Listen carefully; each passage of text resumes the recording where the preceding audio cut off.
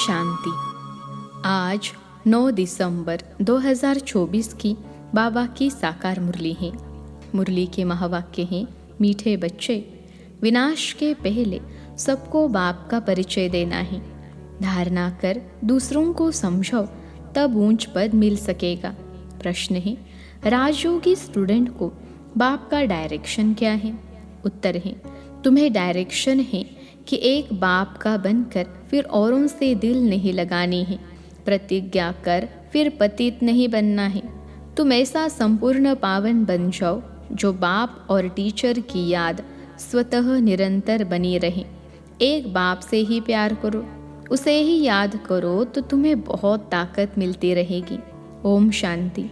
रूहानी बाप बैठ समझाते हैं। समझाते तब है जबकि यह शरीर है। सम्मुख ही समझाना होता है। जो सम्मुख समझाया जाता है वह फिर लिखत के द्वारा सबके पास जाता है। तुम यहाँ आते हो सम्मुख सुनने के लिए। बेहद का बाप आत्माओं को सुनाते हैं। आत्मा ही सुनती है, सब कुछ आत्मा ही करती है इस शरीर द्वारा। इसलिए पहले पहले अपने को आत्मा जरूर समझना है। गायन है, आत्माएं परमात्मा अलग रहे बहुकाल। सबसे पहले पहले बाप से कौन बिछुड़ कर आते हैं यह पाड़ बजाने? तुमसे पूछेंगे कितना समय तुम बाप से अलग रहे हो, तो तुम कहेंगे 5000 वर्ष। पूरा हिसाब है ना? यह तो तुम बच्चों को पता है कैसे नंबर वार आते हैं। बाप जो ऊपर में थे वह भी अभी नीचे आ गए हैं। तुम सबके बैटरी चार्ज करने अभी बाप को याद करना है। अभी तो बाप सम्मुख है ना। भक्ति मार्ग में तो बाप के ऑक्यूपेशन का पता ही नहीं है। नाम रूप देश काल को जानते ही नहीं। तुमको तो नाम रूप देश काल का सब पता है। तुम जानते हो इस रथ द्वारा बाप हमको सब रात समझाते हैं। रचता और रचना के आदि मध्य अंत का राज समझाया है। यह कितना सूक्ष्म है। इस मनुष्य सृष्टि रूपी झाड़ का बीज रूप बाप ही है। वह यहाँ आते जरूर हैं। नई दुनिया स्थापन करना उनका ही काम है। ऐसे नहीं कि वहाँ बैठे स्थापना करते हैं। तुम बच्चे जानते हो बाबा इस तन द्वारा हमको सम्मुख समझा रहे हैं। यह भी बाप का प्यार करना हुआ ना। और कोई को भी उनकी बायोग्राफी का पता नहीं है। गीता है, आदि सनातन देवी देवता धर्म का शास्त्र। यह भी तुम जानते हो। इस ज्ञान के बाद है विनाश। विनाश जरूर होना है। और जो भी धर्म स्थापक आते हैं उनके आने पर विनाश नहीं होता है। विनाश का टाइम ही यह है। इसलिए तुमको जो ज्ञान मिलता है वह फिर खलास हो जाता है। तुम बच्चों की बुद्धि में यह सब बातें हैं। तुम रचता और रचना को जान गए हो। है दोनों अनादि जो चलते आते हैं। बाप का पार्ट ही है संगम पर आने का। भक्ति आधा कल्प चलती है, ज्ञान नहीं चलता है। ज्ञान का वर्षा आधा कल्प के लिए मिलता है। ज्ञान तो एक ही बार सिर्फ संगम पर मिलता है। यह क्लास तुम्हारा एक ही बार चलता है। यह बातें अच्छी रीति समझकर फिर औरों को समझाना भी है। पद का सारा मदार है सर्विस करने पर। तुम जानते हो पुरुषार्थ कर अब नई दुनिया में जाना है। धारणा कर और दूसरों को समझाना, इस पर ही तुम्हारा पद है। विनाश होने के पहले सबको बाप का परिचय देना है और रचना के आदि मध्य अंत का परिचय देना है। तुम भी बाप को याद करते हो कि जन्म जन्मांतर के पाप कट जाए। जब तक बाप पढ़ाते रहते हैं याद जरूर करना है। पढ़ाने वाले के साथ योग तो रहेगा ना। टीचर पढ़ाते हैं तो उनके साथ योग रहता है। योग बिगर पढ़ेंगे कैसे? योग अर्थात पढ़ाने वाले की याद। यह बाप भी है, टीचर भी है, सद्गुरु भी है। तीनों रूप में पूरा याद करना पड़ता है। यह सद्गुरु तुम्हें एक ही बार मिलता है। ज्ञान से सद्गति मिली, बस फिर गुरु की रस्म ही खत्म। बाप टीचर की रस्म चलती है, गुरु की रस्म खत्म हो जाती है। सद्गति मिल गई ना। निर्वाण धाम में तुम प्रैक्टिकल में जाते हो।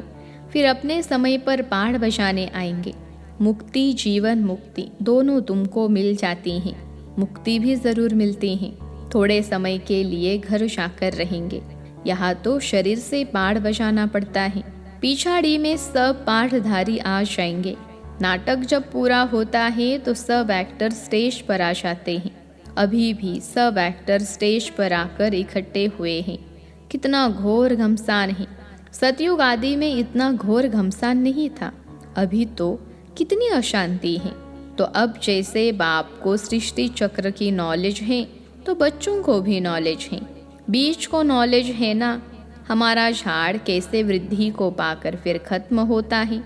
अभी तुम बैठे हो नई दुनिया की सैंपलिंग लगाने अथवा आदि सनातन देवी देवता धर्म का सैंपलिंग लगाने। तुमको पता है इन लक्ष्मी नारायण ने राज्य कैसे पाया। तुम जानते हो हम अभी नई दुनिया का प्रिंस बनेंगे। उस दुनिया में रहने वाले सब अपने को मालिक ही कहेंगे ना। जैसे अभी भी सब कहते हैं भारत हमारा देश है। तुम समझते हो अभी हम संगम पर खड़े हैं, शिवालय में जाने वाले हैं। बस अभी गए कि गए, हम जाकर शिवालय के मालिक बनेंगे। तुम्हारी एम ऑब्जेक्ट ही यह है। यथा राजा रानी तथा प्रजा सब शिवालय के मालिक बन जाते हैं। बाकी राजधानी में भिन्न भिन्न स्टेट्स तो होते ही हैं। वहाँ वजीर तो कोई होता ही नहीं। वजीर तब होते हैं जब पतित बनते हैं। लक्ष्मी नारायण व राम सीता का वजीर नहीं सुना होगा, क्योंकि वह खुद सतो प्रधान पावन बुद्धि वाले हैं। फिर जब पतित बनते हैं तब राजा रानी एक वजीर रखते हैं राय लेने के लिए। अभी तो देखो अनेकानेक वजीर हैं। तुम बच्चे जानते हो यह बहुत मज़े का खेल है। खेल हमेशा मज़े का ही होता है। सुख भी होता है, दुख भी होता है। इस बेहद के खेल को तुम बच्चे ही जानते हो। इसमें रोने पीटने आदि की बात ही नहीं।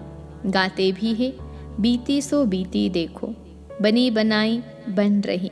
यह नाटक तुम्हारी बुद्धि में है। हम इनके एक्टर्स हैं। हमारे 84 जन्मों का पार्ट एक्यूरेट अविनाशी है। जो जिस जन्म में जो एक्ट करते आए हैं वही करते रहेंगे।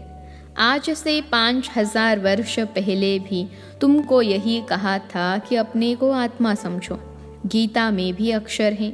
तुम जानते हो बरोबर आदि सनातन देवी देवता धर्म जब स्थापन हुआ था तो बाप ने कहा था देह के सब धर्म छोड़ अपने को आत्मा समझो और बाप को याद करो। मन मनाभव का अर्थ तो बाप ने अच्छी रीति समझाया है। भाषा भी यही है। यहाँ देखो कितनी ढेर भाषाएं हैं। भाषाओं पर भी कितना हंगामा है। भाषा बिगर तो काम चल न सके। ऐसी ऐसी भाषाएं सीख कर आते हैं तो मदर लैंग्वेज खलास हो जाती हैं। जो जास्ती भाषाएं सीखते हैं उनको इनाम मिलता है। जितने धर्म उतनी भाषाएं होंगी। वहाँ तो तुम जानते हो अपनी ही राजाई होगी, भाषा भी एक होगी। यहाँ तो 100 माइल पर एक भाषा है, वहाँ तो एक ही भाषा होती है। यह सब बातें बाप बैठ समझाते हैं तो उस बाप को ही याद करते रहो। शिव बाबा समझाते हैं ब्रह्मा द्वारा, रथ तो ज़रूर चाहिए ना। शिव बाबा हमारा बाप हैं। बाबा कहते हैं मेरे तो बेहद के बच्चे हैं। बाबा इन द्वारा पढ़ाते हैं ना। टीचर को कभी गले से थोड़े ही लगाते हैं। बाप तो तुमको पढ़ाने आए हैं। राज जोक सिखलाते हैं तो टीचर ठहराना। तुम स्टूडेंट हो। स्टूडेंट कभी टीचर को बाकी पहनते हैं क्या? एक बाप का बनकर फिर औरों से दिल नहीं लगानी है। बाप कहते हैं मैं तुमको राजयोग सिखलाने आया हूँ। तुम शरीरधारी, हम अशरीरी ऊपर में रहने वाले। कहते हो बाबा पावन बनाने आओ, तो गोया तुम पतित हो ना। फिर मेरे को बाकी कैसे पहन सकते? प्रतिज्ञा कर फिर पतित बन जाते हैं। जब एकदम पावन बन जाएंगे पिछाड़ी में फिर याद में भी रहेंगे। टीचर को गुरु को याद करते रहेंगे। अभी तो छी बन गिर पड़ते हैं और ही 100 गुना दंड पड़ जाता है। यह तो बीच में दलाल के रूप में मिला है, उनको याद करना है। बाबा कहते हैं, मैं भी उनका मुरब्बी बच्चा हूँ, फिर मैं कहाँ बाकी पहन सकता हूँ। तुम फिर भी इस शरीर द्वारा मिलते हो, मैं उनको कैसे बाकी पहनूं। बाप तो कहते हैं, बच्चे तुम एक बाप को ही याद करो, प्यार करो, याद से पावर बहुत मिलती है। बाप सर्वशक्तिमान है, बाप से ही तुमको इतनी पावर मिलती है। तुम कितने बलवान बनते हो, तुम्हारी राजधानी पर कोई जीत पहन न सके। रावण राज्य ही खत्म हो जाता है, दुख देने वाला कोई रहता ही नहीं, उनको सुखधाम कहा जाता है। रावण सारे विश्व में सबको दुख देने वाला है। जानवर भी दुखी होते हैं, वहाँ तो जानवर भी आपस में प्रेम से रहते हैं, यहाँ तो प्रेम है नहीं। तुम बच्चे जानते हो यह ड्रामा कैसे फिरता है, इसके आदि मध्य अंत का राज बाप ही समझाते हैं। कोई अच्छी रीति पढ़ते हैं, कोई कम पढ़ते हैं, पढ़ते तो सब है ना, सारी दुनिया भी पढ़ेगी, अर्थात बाप को याद करेगी। बाप को याद करना यह भी पढ़ाई है ना, उस बाप को सब याद करते हैं। वह सर्व का सद्गति दाता, सबको सुख देने वाला है। कहते भी हैं, आकर पावन बनाओ तो जरूर पतित ठहरे। वह तो आते ही है विकारियों को निर्विकारी बनाने, पुकारते भी हैं कि हे अल्लाह आकर हमको पावन बनाओ। उनका यही धंधा है, इसलिए बुलाते हैं। तुम्हारी भाषा भी करेक्ट होनी चाहिए।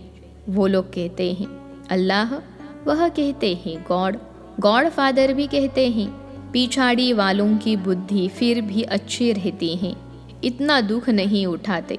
तो अब तुम सम्मुख बैठे हो, क्या करते हो? बाबा को इस भ्रकुटी में देखते हो। बाबा फिर तुम्हारी भ्रकुटी में देखते हैं, जिसमें मैं प्रवेश करता हूँ उनको देख सकता हूँ। वह तो बाजू में बैठा है, यह बड़ी समझने की बात है। मैं इनके बाजू में बैठा हुआ हूँ, यह भी समझता है हमारे बाजू में बैठा है।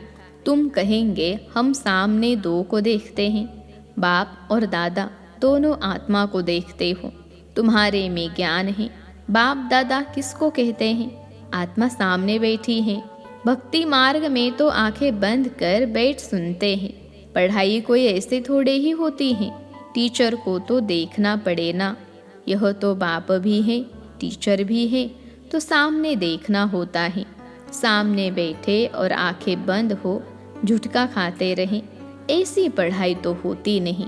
स्टूडेंट टीचर को ज़रूर देखता रहेगा, नहीं तो टीचर कहेंगे यह तो झुटका खाते रहते हैं, यह कोई भांग पी कर आए हैं।